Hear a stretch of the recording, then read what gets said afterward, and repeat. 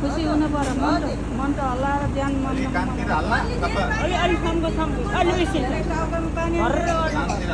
खुसी भएर मान्न पर्छ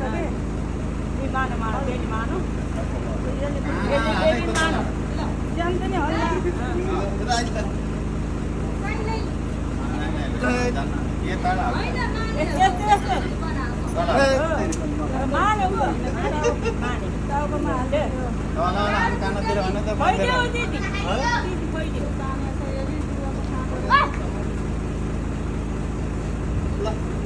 टीका लगाएर धरेर रानिदियो